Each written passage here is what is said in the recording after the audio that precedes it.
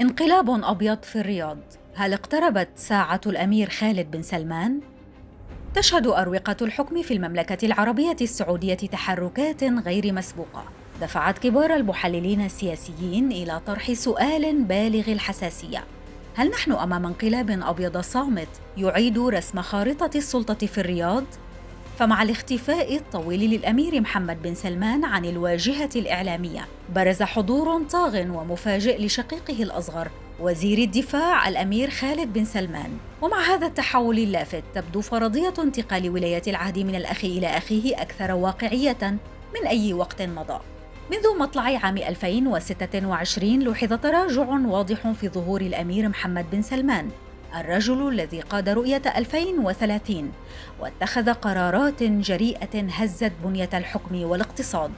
هذا الغياب تزامن مع تعثر أو إغلاق عدد كبير من المشاريع العملاقة، وهي المشاريع التي شكلت العمود الفقري لمشروعه السياسي، ما فسر داخل دوائر الحكم على أنه مراجعة قاسية للنهج السابق، وربما سحب تدريجي للغطاء السياسي والاقتصادي عنه. في المقابل، برز الأمير خالد بن سلمان كشخصية مختلفة تماماً، أكثر هدوءاً، أكثر انضباطاً، وأكثر قبولاً. زيارته الأخيرة إلى واشنطن واجتماعاته مع صناع القرار في السياسة والأمن الأمريكي لم تبدو كمهمة روتينية لوزير دفاع، بل كجولة تقديم واعتماد لوجه جديد في هرم السلطة السعودية.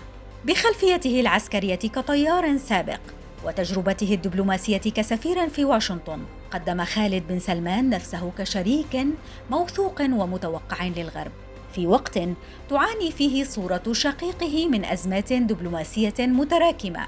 داخلياً، تشير تقارير مسربة إلى أن الأمير خالد يحظى بقبول واسع داخل المؤسسة العسكرية. يمثل خالد الاستقرار والقدرة على إدارة الملفات الأمنية المعقدة، وعلى رأسها الملف اليمني.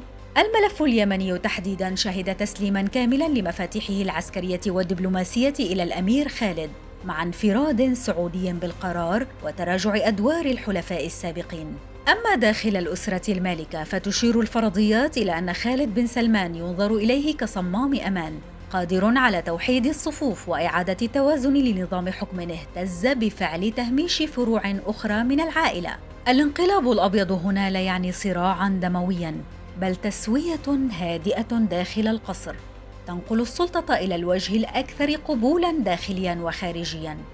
وفي عام 2026 تتكرس 3 مؤشرات لهذا التحول الكبير: تجميد أو مراجعة مشاريع الرؤية الكبرى، تفويض مطلق للأمير خالد في إدارة الملف اليمني، واعتراف دولي صامت يظهر من خلال بروتوكولات استقبال أقرب إلى ولي عهد فعلي. السؤال الآن لم يعد هل يحدث التغيير، بل متى يعلن ومن يجرؤ على إعلانه.